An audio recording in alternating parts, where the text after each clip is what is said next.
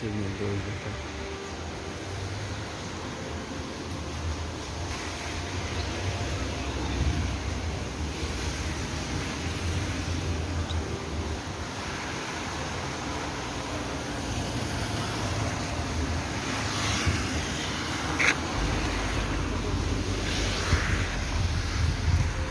Это пиздец, бля.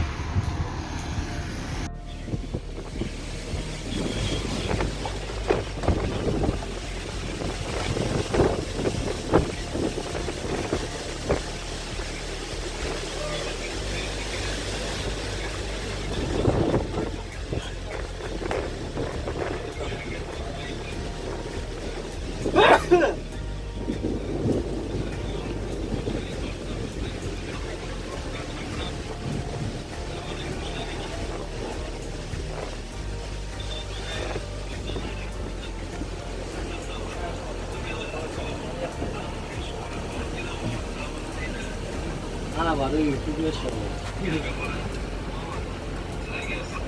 Eyvallah çok oluyor.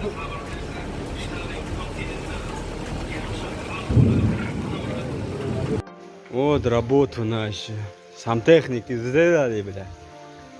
Не знаю. Все, утопили парковку, больше никак невозможно работать. Там щиты под водой стоят. Все это, вот.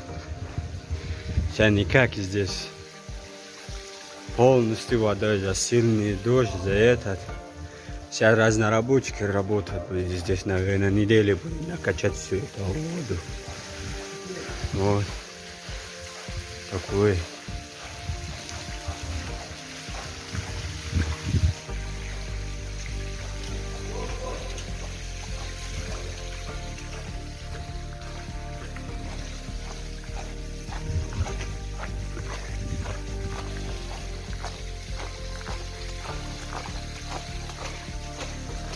Ну-ка.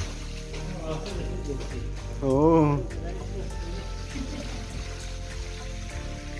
Вот.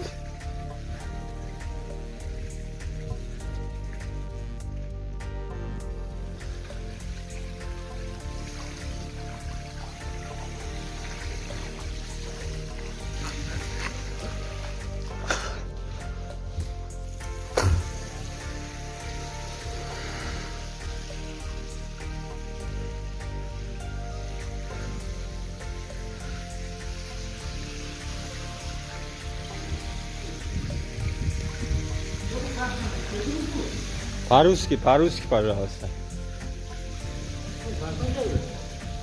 Из канализации. Да, за сильный дождь, за это.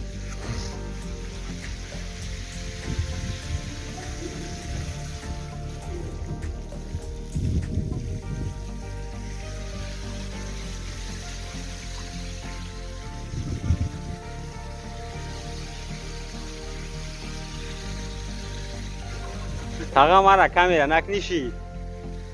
Мам барои YouTube камера кесам тугрия. Então guardei, bravo. Não.